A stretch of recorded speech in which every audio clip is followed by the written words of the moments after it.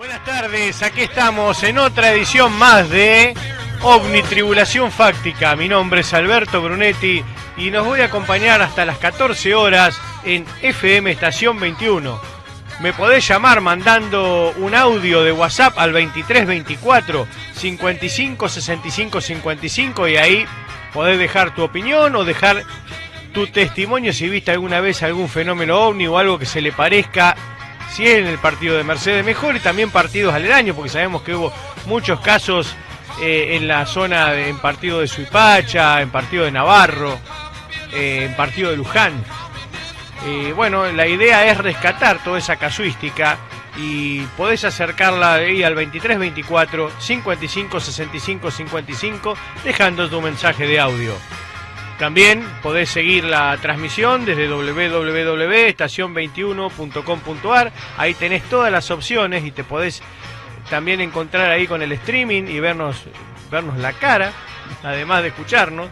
Y si no, si estás lejos y por ahí te cuesta un poquito usar las páginas y todo, podés bajarte la aplicación al celular, FM Estación 21, que ahí podés escucharlos desde cualquier lugar del mundo, y también la aplicación tiene la posibilidad de hacerte acceder al WhatsApp inmediatamente y nos mandás el mensaje de audio y entra para poder ser reproducido en este programa.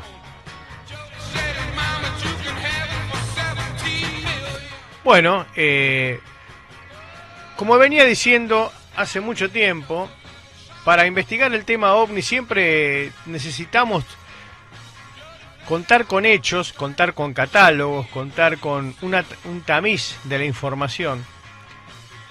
Y hay una vieja dicotomía entre los investigadores en el tema de que algunos hablan de testimonios calificados y testimonios no tan calificados.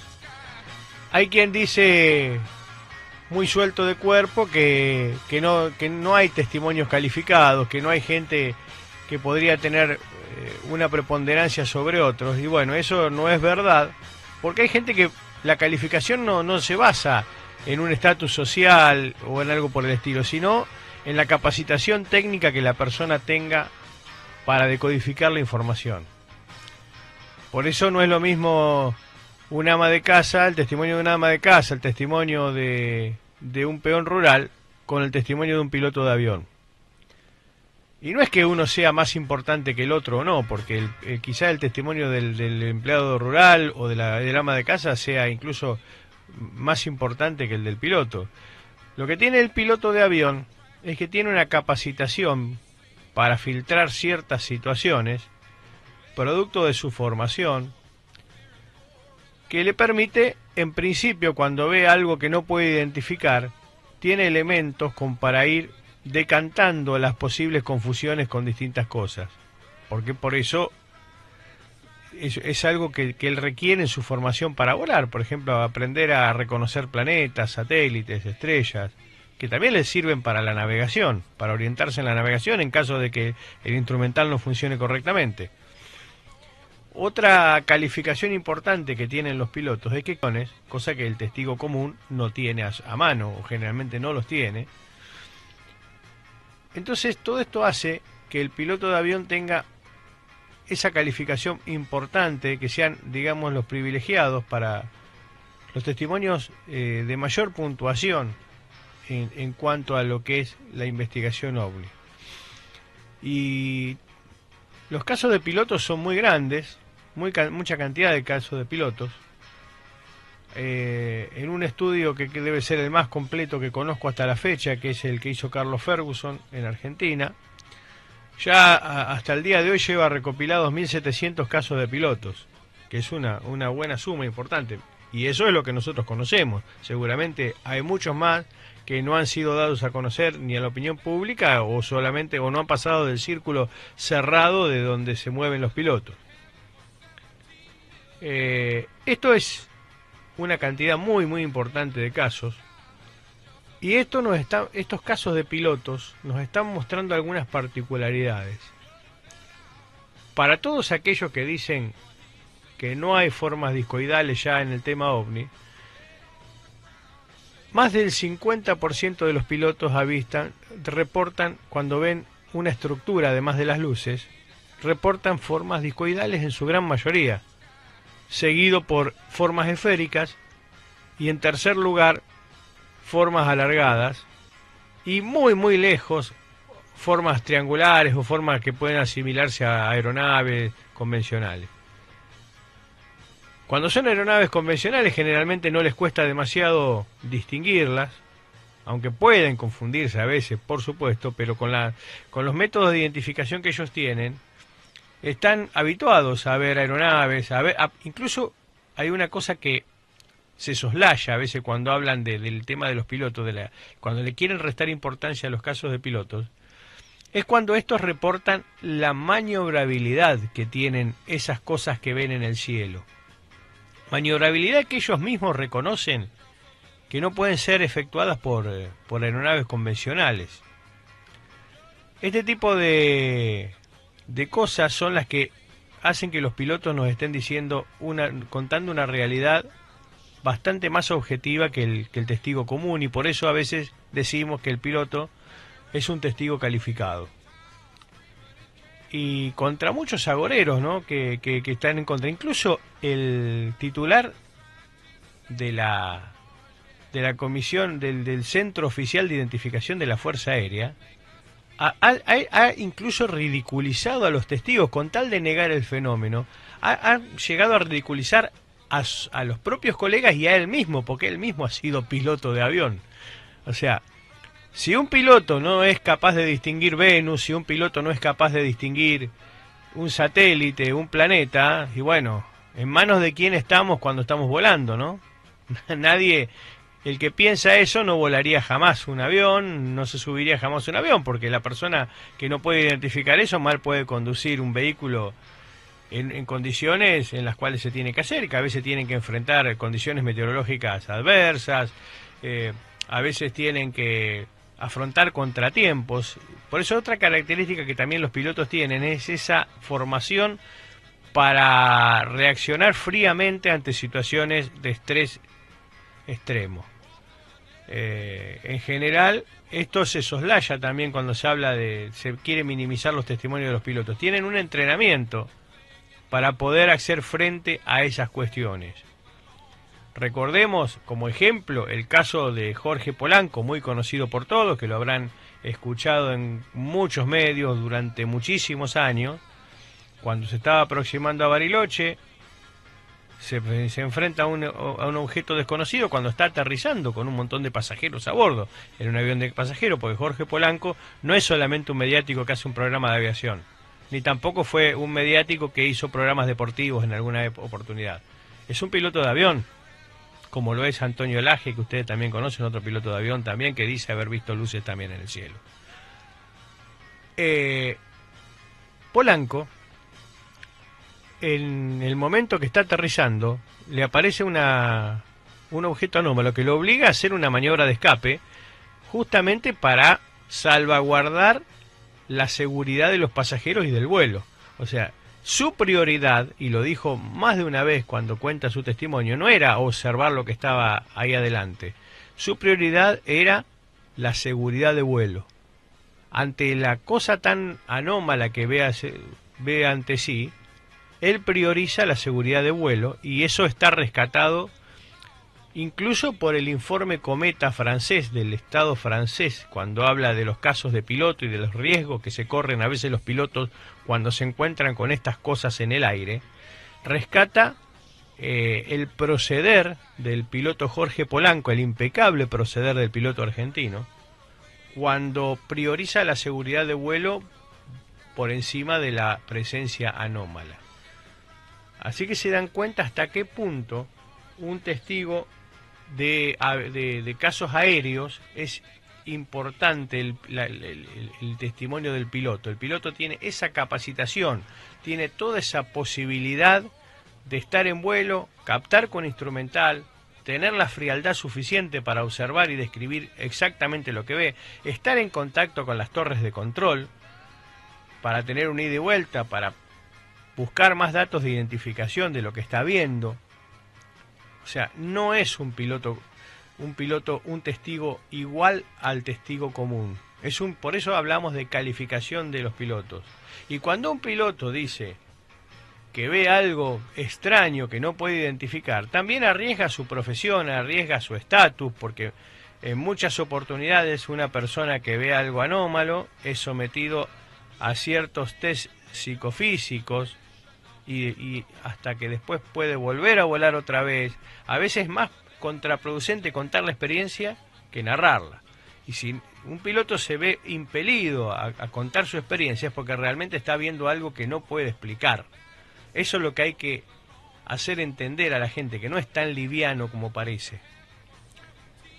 Por eso rescatamos lo que pasa con los pilotos de avión, los pilotos aeronáuticos. Y estoy hablando de pilotos de grandes aviones y pilotos militares, pilotos de aviones de caza. En el próximo, ahora vamos a escuchar un temita musical si el operador me acompaña, y después vamos a tratar de pasar un testimonio de pilotos que ocurrió en España hace varios años y que nos hablan un poquito de este tipo de cosas, lo que ellos están viendo. ¿Le parece, Miranda, si vamos al tema musical? Y bueno, para los que estaban escuchando música retro, los traigo a la época de CEDEP esta vez. Y estamos con un tema de Henry Mancini interpretado magistralmente por el supergrupo Emerson, Lake and Palmer. Aquello que escuchábamos como apertura de CEDEP. La fanfarria de Peter Gunn.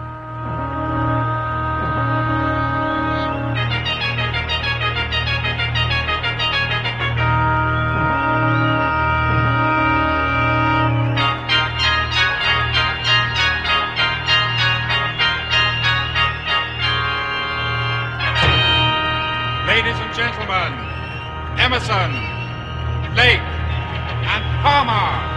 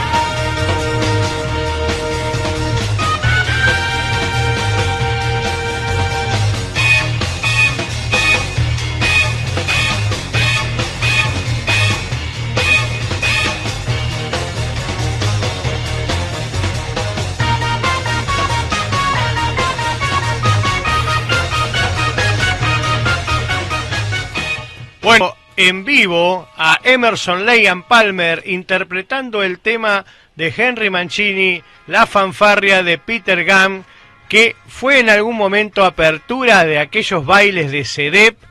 Y para que vean que yo que investigo OVNI también alguna vez fui a bailar, soy una persona normal y como ustedes, que también bailo y todo. Y además, bueno, ya por eso, al darle a dónde iba a bailar, soy población de riesgo. Ya con eso no tengo ninguna vuelta atrás.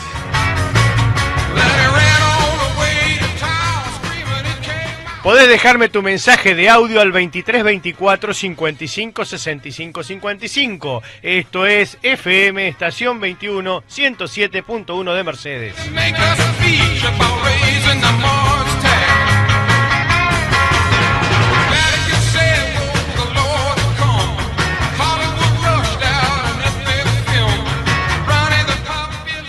Bueno, y les había prometido en el bloque anterior que vamos a hablar de un caso ocurrido en España, de pilotos de combate, en representación de tantos casos que hay en el mundo al respecto de esto.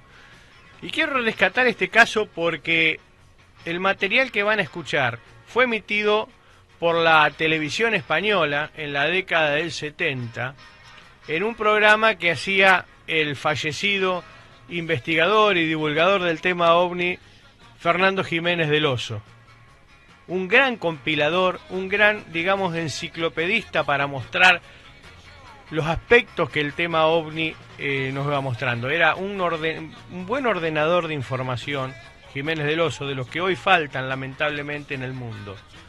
Este caso ocurre en Zaragoza, en España, en medio de una serie de ejercicios militares que estaba haciendo el Ejército del Aire español, perdón, no la Fuerza Aérea, se llama Ejército del Aire, estaban haciendo ejercicios de combate, y en medio de esos ejercicios había dos pilotos a los cuales desde el control radar se les marca un blanco, que ellos suponen que es un blanco al que hay que de los ficticios que son para hacer el ejercicio de combate, ¿no?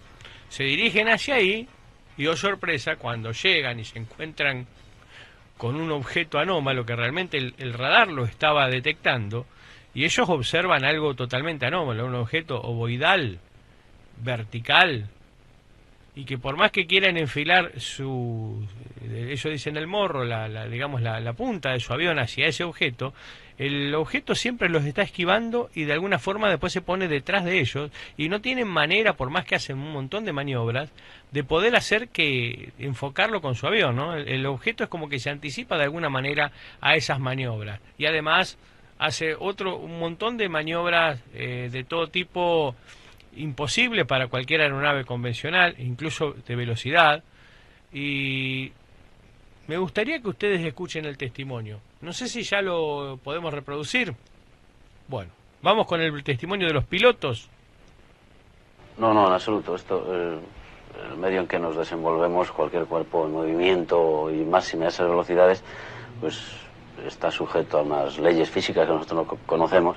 Esto era totalmente algo que no entraba dentro de nuestras posibilidades ni de los elementos que nosotros conocemos. El que un vehículo se mueva a menor velocidad, se detenga o cambie bruscamente de dirección, hoy por hoy no se puede explicar esto. El que se desplacen en las bajas capas de la atmósfera a enormes velocidades sin producir ningún ruido, esto es inexplicable. Un avión que vendría, bueno, no un avión, un objeto desconocido que vendría a una velocidad, yo calculo, de unos 8 o 10 mil kilómetros por hora. Cualquier cuerpo a esa velocidad necesita muchos kilómetros para acelerarse. Y esto se paró en seco, no sé, a muy pocos metros de la punta del plano del avión. O sea que lógicamente lo que nosotros conocemos no es posible que fuera de aquí. Sí, la primera conclusión obvia y evidente que se nos ocurrió fue que estaba totalmente fuera de la tecnología conocida, aún en medios profesionales, más o menos avanzados, hasta entonces, por nosotros, en medios aeronáuticos tanto civiles como militares, conocida o divulgada. no conocíamos, no sabíamos, no habíamos visto nunca nada parecido. No tenía una figura ni siquiera semejante a una aerodinámica usual. No tenía signos de combustión de ningún tipo. Su movimiento aparentemente era un movimiento, digamos, pese a la contradicción, un movimiento estático, era un movimiento totalmente quieto sobre los ejes normales, sus 3 ejes. Y era sorprendente ver eso, claro, nos sorprendió. Después pensamos, tripulado, pues yo honradamente, personalmente pienso que es muy difícil que estuviese tripulado. De hecho, un ser humano que hubiese dentro de un ovni a esas velocidades tan grandes y esos cambios, no a la velocidad, a esos cambios bruscos de velocidad, su cuerpo quedaría físicamente deshecho. Lo que sí pienso también es que estaba dirigido de alguna manera. Radio, no sé cómo, dirigido estaba. Que conocía perfectamente nuestras técnicas de combate, las técnicas convencionales de la aviación militar de todo el mundo. Y que de alguna forma, pues en todo momento tenía una superioridad sobre nosotros, en cuanto a posición en el espacio, en cuanto al inicio de combate por nuestra parte. Era evidente su superioridad, con una facilidad pasmosa nos overchutó y se situó en nuestra cola. Y entonces, claro, era una sorpresa y, si no temor, sentimos un poco era lo desconocido. Hace 13 años, en octubre del 69-70 aproximadamente.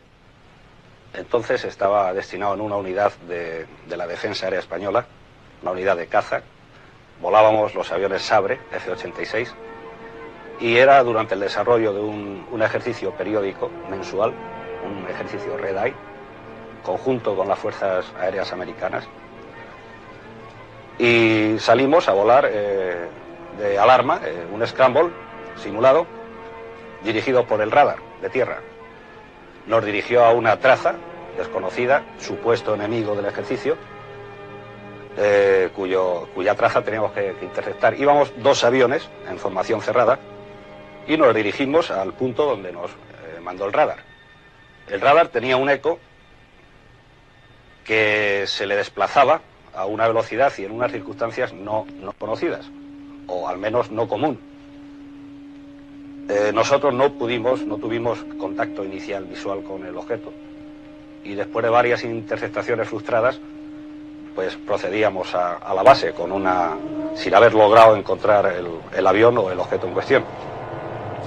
Ya de vuelta a la base, vimos a la posición de nuestras 11 de reloj, vimos un brillo, pensamos que era un avión del ejercicio, del bando supuestamente opuesto, y nos dirigimos hacia él para efectuar un combate simulado. Cuando estuvimos cerca, vimos que el objeto no era un objeto con una forma usual ni conocida de avión, era una especie de huevo metálico vertical, y nos sorprendimos, pero fuimos hacia él. Entonces nos sorprendió el que veíamos y que mirábamos hacia él, jamás le pudimos dar el morro. La proa de nuestro avión de nuestros aviones nunca le pudo enfilar. No llevábamos ni cámara ni armamento, era un ejercicio simulado. Pero, para mayor sorpresa nuestra, no solo nos overchutó en idioma aeronáutico, sino que se situó exactamente en mi cola. Yo era el segundo avión. Y se nos pegó en la cola. Lo veíamos perfectamente, no sabíamos qué hacer, se lo dijimos al radar, lo tenían detectado 2 estaciones de tierra del radar de la defensa, y entonces, después de un tiempo, teníamos ya problemas de combustible y nos recuperábamos en nuestra base de Zaragoza. La altura a la que estábamos entonces, unos 38.000 pies, la fuimos perdiendo conforme nos dirigíamos a la base, y todo el tiempo este objeto venía pegado a mi cola, a la cola de mi avión. Lo veíamos perfectamente en los 2 aviones. Hasta 12.000 pies, aproximadamente a la altura del Moncayo, ya muy cerca de la base, vino pegado ahí. De pronto, sin saber de qué forma lo consiguió, no veíamos ningún tipo de estela, ningún tipo de giro, nada en absoluto. El objeto se despegó y desapareció a una velocidad también detectada en el radar, no conocida en ningún avión. Y sin más, desapareció. Nosotros pedíamos un avión de características superiores, que entonces ya los teníamos Teníamos entonces el célebre Starfighter, el F-104 en Torrejón, un avión de 2 de Mach. Dijimos que saliese a interceptarlo y a ver si podía hacer algo. Pero salió del dominio radar también, desapareció a una velocidad enorme y ahí quedó el incidente. Bueno, estábamos escuchando a los pilotos testigos de aquel caso que fue el 4 de noviembre de 1970. Cuando es entrevistado en esta oportunidad, el piloto no recordaba bien, decía podía haber sido octubre del 69-70. El caso ocurrió el 4 de noviembre del 70. Pero fíjense la cantidad de detalles y de anomalías que los dos pilotos van marcando. Y una persona que ahí opina también, que un experto que está hablando también de ciertas cuestiones físicas que no son posibles en este tipo de maniobras. ¿Qué cantidad de elementos anómalos tiene ese caso como para poder catalogarlo de objeto volador no identificado? No es un capricho nuestro cuando hablamos de no identificados, no estamos tratando de perpetuar el misterio, estamos contando que están pasando cosas extrañas que no pueden explicarse.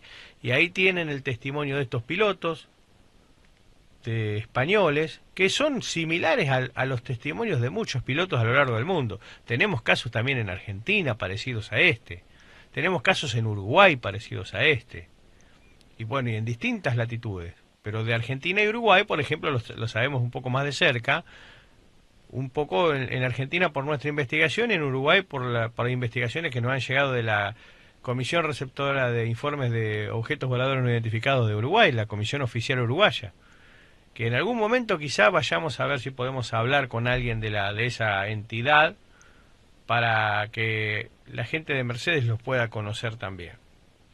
Bueno, sería bueno ahora ir a un temita musical para distender un poquito y después ya vamos a pasar a los casos mercedinos. Y como estábamos en España, vamos con la agrupación española Cryptozoos. Alerta OVNI. Siempre pensaste que el mundo es solo lo que vemos, lo que se puede tocar. No concebías que hubiera más vida en el resto del universo. Mentiras, patrañas, ideas creadas por una mente bajada y desequilibrada. Que tú no eras de esos que creen lo que sale en televisión.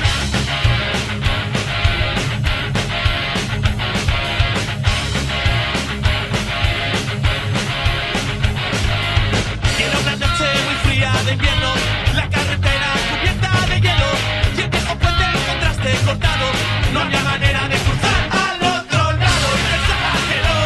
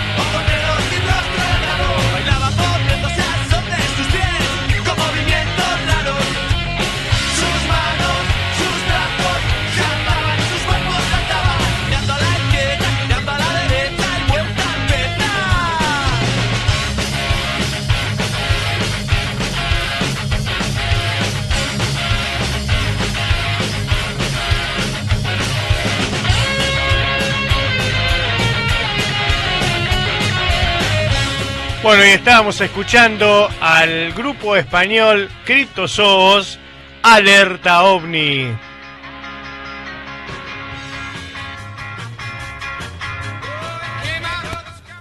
Bueno, y nos podés mandar mensaje de audio al 23 24 55 65 55. Sabemos que hay oyentes escuchando que no nos han mandado hoy. Y sabemos también que hay muchos testigos del fenómeno OVNI que nos están escuchando. O hay gente que nos está escuchando que sabe que algún familiar ha visto cosas en los cielos de Mercedes. Bueno, sería bueno que les digan, que se comuniquen con este programa al 23 24 55 65 55, y así como escuchamos a los pilotos españoles, poder escuchar a nuestros compatriotas mercedinos contando lo que ellos vieron, que no tienen nada que envidiar a las cosas que se ven en el exterior. Así que bueno, por eso vamos a hablar un poquito también de los casos de aquí de Mercedes. Y en algunos programas anteriores estuvimos hablando de lo que es la Ruta 41 en cuanto a lugar de donde ocurren ciertos avistajes de ovnis. Bastantes avistajes han ocurrido a lo largo de la historia en la Ruta 41, tanto entre Mercedes y San Andrés de Giles como entre Mercedes y Navarro. En la Ruta 41 ha habido muchos casos sobre todo de seguimientos o acompañamientos o sobrevuelo a vehículos. Esto viene desde mucho tiempo atrás, ya desde la década del 50. En algún momento venían las fallecidas ya señoritas Hijurra, en aquella época eran señoritas, y los sobrevuela un objeto. Vienen en un vehículo van hacia la ciudad de Giles, y son seguidos por unas luces bastante importantes, que después, cuando lo quieren dejar pasar, porque veían que era un vehículo que venía a bastante velocidad, parecía que en esa época no era una cosa tan habitual, pero por las dudas tratan de dejar pasar el vehículo, y el vehículo pasa, y las luces pasan, lo sobrevuelan al vehículo y bueno, lo iluminan todo como si fuera de día ante el estado de shock que entran los testigos. Y bueno, llegan a la ciudad de Giles, y ahí en la casa de la familia Larroque, si hay alguien en Giles que los conoce, a esta gente quizá pueda hablar de lo que pasó en aquella época, ¿no? Llegan en estado de shock y cuentan su experiencia. Esta experiencia fue rescatada por Hernán Guinot en aquella vieja publicación del Bolsillo y en La Hora Confidencial, la columna que él tenía en el diario La Hora semanalmente. También en esta Ruta 41, la familia Swarovski también fue perseguida, hubo luces que la persiguieron. En Ruta 41, entre Mercedes y Navarro, mi fallecido tío Eduardo también, viniendo hacia Mercedes, es iluminado en plena ruta por una luz que ilumina todo como si fuera de día. Casi igual circunstancia le ocurre, y casi en un lugar similar, le ocurre a un juez federal de Mercedes, que no voy a darle identidad porque me pidió reserva, que también venía desde hacia Mercedes, y entre Mercedes y Navarro es iluminado por una luz muy intensa que incluso hasta le causa cierta interferencia en el vehículo. No podía creer lo que estaba viendo, y bueno, en la década del 90 nos cuenta la experiencia. Esta persona todavía vive, y bueno, por supuesto, como no pidió reserva, no es porque eso le dé más corte que otra que sea juez federal o no, porque como dijimos hoy, los casos de gente común también son tan importantes como eso. Pero fíjense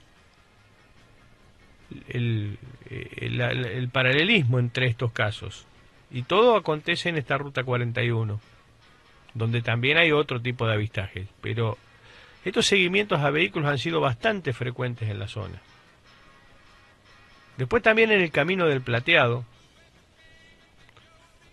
el señor Atilio Borni y otros deportistas, que no sé, creo que ya no vive Atilio Borni, que muy conocido de Mercedes, en época de juventud, que eran deportistas, se le avería un colectivo que venían de una práctica deportiva en el Camino del Plateado, entonces los obliga eso a venir caminando a buscar ayuda a Mercedes. Y de la punta de un campo le sale un objeto discoidal que los sobrevuela y los deja bastante anonadados. Esto también fue rescatado por Hernán Guinaud y son cosas que fueron repitiéndose en Mercedes a lo largo de los años. Fíjense cómo estos seguimientos de vehículos que no solamente se dan en otras latitudes, también en Mercedes están, estos sobrevuelos, estas detenciones a veces de los vehículos. Por el 25 de julio de 1960, en otra oportunidad, por el camino 25 del cuartel 15, venía el señor Roberto de Catarina, que ya ha fallecido, pero se acuerdan, aquel que estaba en Tango 2, en aquella época venían en una estanciera que le habían prestado para desplazarse al conjunto de Tango, y venían hacia Mercedes, eran las 8:30 de la noche, cuando el vehículo entra en una espesa niebla y se detiene totalmente, una estanciera que era 0 kilómetros, no tenía por qué haber tenido dificultades en el motor. Cuando la niebla se despeja, la estanciera arranca como si nada hubiera pasado. Y bueno, vienen a Mercedes. Al día siguiente se enteran de que a pocos metros de ahí había ocurrido uno de los casos más importantes del tema OVNI que ocurre en Mercedes, y ellos obviamente lo relaciona totalmente con ese fenómeno, que fue el caso de Orfelia Siri de Badano, que ocurre a muy poquitos metros de donde se le misma hora en la cual la testigo dice haber visto todas esas luces, misma hora en la cual la testigo dice haber visto todas esas luces anómalas sobre el campo. Por eso acá hay algunas cosas para decir, que fíjense los efectos físicos que produce el fenómeno OVNI, que también eso nos está dando la pauta de que hay algo que va más allá de la imaginación de los testigos, algo más allá de la proyección y de las cosas, porque en general las personas que están viendo esto lo ven en momentos circunstanciales en los cuales no están predispuestos a ver esto. Los que vienen viajando por la ruta, que vienen haciendo su actividad normal, no están pensando voy a ver un ovni, y sin embargo les ha pasado. Esta gente que viene después de un recital de música, también no vienen pensando en el fenómeno OVNI. Lo mismo le pasó a estos pilotos que estaban haciendo un ejercicio aéreo y lo que menos pensaron en ver eso, estaban concentrados en su ejercicio de combate, como si fuera una situación de combate simulada, pero situación de combate al fin. Entonces acá estamos hablando de otras cosas. El fenómeno OVNI tiene su comportamiento propio, ajeno a los testigos, más allá de que produzca a veces ciertos comportamientos en los testigos. Esto para todos aquellos que quieren hacer una fácil explicación psicologista o sociologista, basándolas en histerias y en preconceptos que la persona tenga. En muchos de estos casos, no hay en general en los testigos OVNI, no hay una predisposición a ver lo que les acontece. Es más, a muchos les causa un trauma y a veces preferirían no haber pasado por la experiencia por el condicionamiento social que eso les trajo después. El haber dicho que vio un objeto no identificado, a veces lo empezaban a tildar de loco, y como ya lo hablamos en otros programas, por ejemplo, hay gente que se perjudica más, por ejemplo un piloto de avión, como le decía, se perjudica más decir vio un ovni, el juez federal mismo no quiere darle, ¿por qué no quiere aportar la identidad? Y porque tiene miedo al ridículo que después le hagan por este tema, pero él sin embargo dice yo vi lo que vi, o sea, no estoy inventando eso, él se expone, fíjense lo que arriesga esa persona al contarnos esto. Eso es lo que, a ver si la gente recapacita por qué es tan importante este tipo de testimonios. ¿Le parece que vayamos a otro temita musical? Vamos a ver, vamos a tratar. Le voy a traer un tema que ya la semana pasada lo traje en otra versión. Lo traje en otra versión y hoy lo voy a pasar en la versión original, que es el grupo The Kings, un grupo inglés que este tema sonaba mucho cuando hablamos de CD Boy. El otro tema, Miranda, por favor. Eso, ahí está. Porque este tema es un tema que la semana pasada yo lo pasé por Jimmy Griffin, que era una versión acústica, pero les prometí pasar la versión original, y esta vez la tenemos acá, que esto sonaba en Oikos Matiné. Esto es The Kings, grupo inglés, Quisiera volar como Superman, 1979.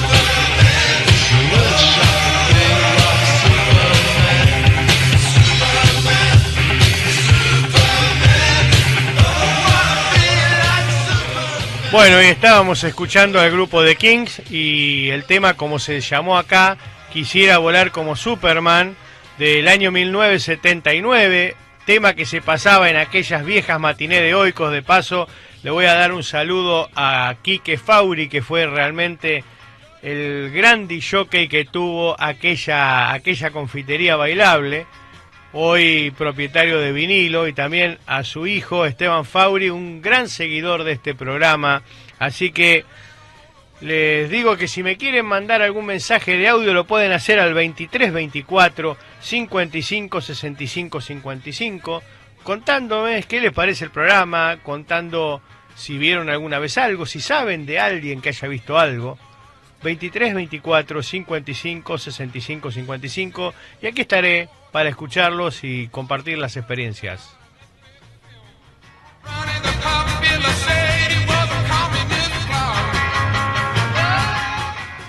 Y bueno, el programa se pasó bastante rápido, diría hoy. Ya estamos casi sobre el final. Y creo que antes del final les voy a dejar después un temita musical humorístico que aprovecha este tema de las abducciones, de los raptos, un tema que lo conocí gracias a Luis Antes, que también otra persona que hace cosas acá en Golpe de Oído. Luis Antes, un gran amigo de la radio, él le acercó hace muchísimos años un tema del grupo Ternura, una agrupación argentina, que realmente aprovecha el tema de las abducciones en todo un humorístico para hacer un lindo tema de color. Si le parece, Miranda, lo podríamos pasar, ¿no es cierto? Bueno. No, ese no. Estamos en el último tema, el que iba a poner hoy, Miranda. Ese. A ver, no importa, no hay problema, porque esto pasa cuando estamos en un programa en vivo, por eso está todo bien. 23 24 55 65 55, llamanos, mandanos mensajes. Y acá tenemos, sí, gracias a Luis Ante, al grupo Ternura, Amor ET.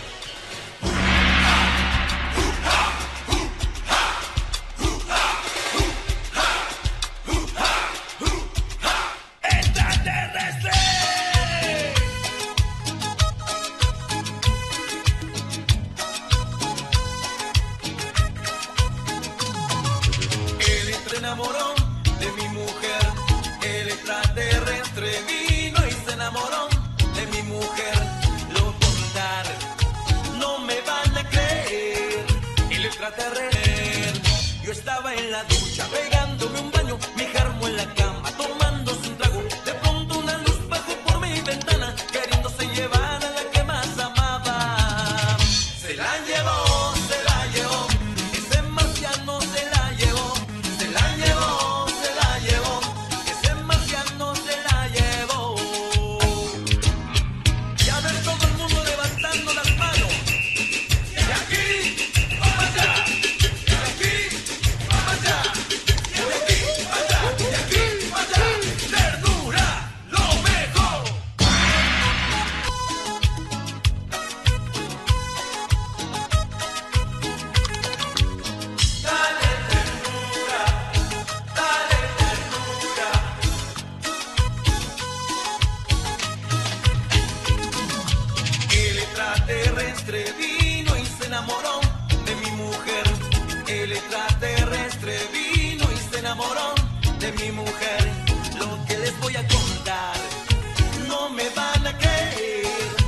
Extraterrestre se fue con mi mujer. Yo estaba en la ducha pegándome un baño, mi germo en la cama tomándose un trago. De pronto una luz bajó por mi ventana, queriéndose llevar a la que más amaba. Se la llevó, ese marciano se la llevó, se la llevó, ese marciano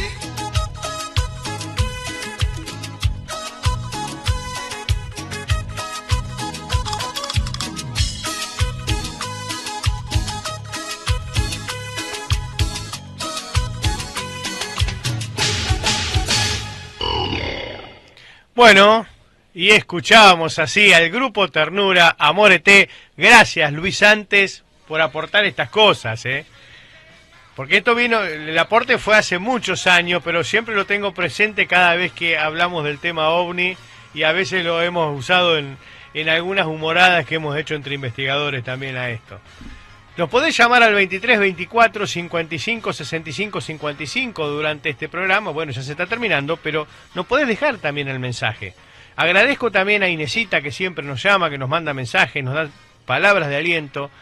Agradezco también a su hijo Walter, también otro entusiasta de estos temas, que en algún momento tenemos pendiente con él hacer en su nuevo espacio algo relacionado al tema OVNI. Lo vamos a hacerlo, ya se lo he prometido, lo tenemos que dar forma, pero ya en algún momento vamos a estar ahí compartiendo con la gente que va a ese espacio. 23 24 55 65 55, esto es FM Estación 21.